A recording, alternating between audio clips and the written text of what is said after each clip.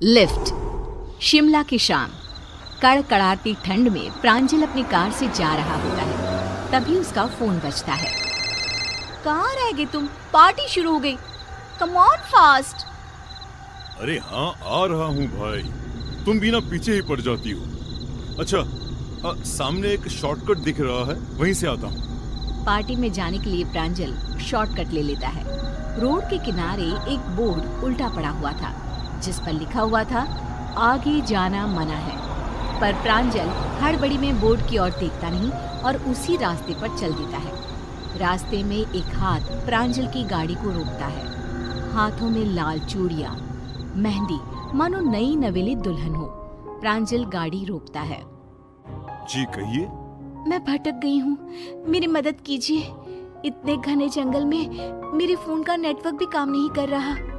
Don't worry, मैं भी शहर की तरफ ही जा रहा हूँ। मैं आपको ड्रॉप कर देता हूँ। वैसे इतने घने जंगल में इस हालत में आप, लगता है कि आपकी नई नई शादी हुई है। बहुत ठंड है, गाड़ी के अंदर आकर बात कर सकती हूँ? I am sorry. ये लीजिए मेरी जैकेट और आप अंदर आ जाइए। सोनिया प्रांजल का जैकेट पहनकर उसके बगल की सीट पर बैठ जाती है। आई एम सोनिया, मेरी शादी नहीं हुई, होने वाली है। आज सुबह को ही मैं कुछ काम से यहाँ आई थी और रास्ता भटक गई। दोनों में बातचीत शुरू हो जाती है। धीरे धीरे अंधेरा होने लगता है। प्रांजल फ्रंट मिरर में देखता है कि पीछे की सीट पर कोई लड़की बैठी हुई है और धीरे धीरे हंसती हुई उसकी ओर देख रही है।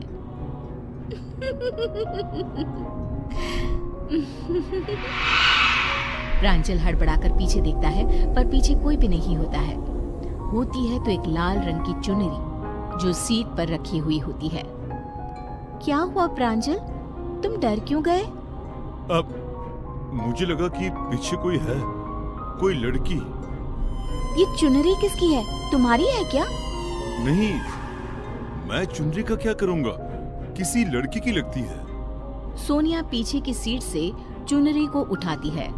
चुनरी खून से सनी हुई थी।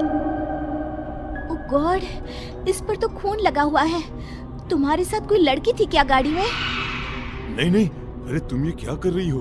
अभी तक तो ये चुनरी यहाँ थी ही नहीं, और ये जंगल है कि खत्म होने का नाम ही नहीं ले रहा। 2 घंटे से हम अंदर घूम रहे हैं। यहाँ छोटा रास्ता है, अब लगता है हम भटक गए हैं। दोनों जंगल में बुरी तरह भटक जाते हैं। गाड़ी चलाते चलाते अचानक प्रांजल को एक खोपड़ी अपनी गाड़ी के आगे लटकती हुई दिखाई देती है, जिसके कारण उसका बैलेंस गड़बड़ा जाता है और गाड़ी एक पेड़ से टकराकर बुरी तरह डैमेज हो जाती है। दोनों कार से उतरते हैं। अब क्या करेंगे? रात होती जा रही है। ऐसे सुनसान जंगल में इस तरह हमारा रहना खतरे से खाली नहीं है। वो देखो, एक रोशनी दिखाई दे रही है, शायद किसी का घर हो। चलो ना वहीं चलते हैं। दोनों रोशनी की तरफ जाते हैं। वहाँ एक बड़ी सी हवेली होती है। देखने में लगता है कई सालों से बंद हो। उसमें से एक अजीब सा लंबे कद दाढ़ी वाला आदमी निकल कर आता है, जिसे देखते ही सोनिया डरने लगती है। वो अपनी आंखें बड़ी बड़ी कर सोनिया की ओर देखते हुए कहता है, लगता है भटक गए हो। ये जंगल है ही ऐसा, यहाँ अक्सर लोग भटक जाते हैं। कई साल पहले इस हवेली के मालकिन की बेटी भी भटक गई थी। कैसा अजीब आदमी है ये। इस जंगल से बाहर निकलने का कोई रास्ता बता सकते हैं आप? इस जंगल से कभी कोई बाहर गया है भला? अब क्या मतलब? अरे मैं तो मजाक कर रहा था। रात भर यहाँ पर ही ठहर जाइए, सुबह ही जंगल से बाहर निकला जा सकता है। प्रांजल और सोनिया हवेली के अंदर जाते हैं। अंदर एक चेयर पर उन्हें शादी का जोड़ा खून में लिपटा हुआ दिखता है। इसी जोड़े का दुपट्टा तुम्हारी कार में था ना प्रांजल? ये सब क्या हो रहा है? कहाँ फंस गए हैं हम? तभी प्रांजल को ऐसा लगता है कि उसके पीछे से एक साया लाल जोड़े में एक झटके में पार हुआ हो और उसके पीछे मुड़ते ही पूरी हवेली पायल की गूंज से चहक उठती है। प्रांजल अपने आसपास देखता है, पर सोनिया कहीं नहीं होती। वो मानो अचानक ही अदृश्य हो गई है। उसे ढूंढता हुआ प्रांजल महल के बाकी हिस्सों में जाता है। तभी दीवार पर उसे खून रिसता हुआ दिखता है। ये दीवार से क्या रिस रहा है?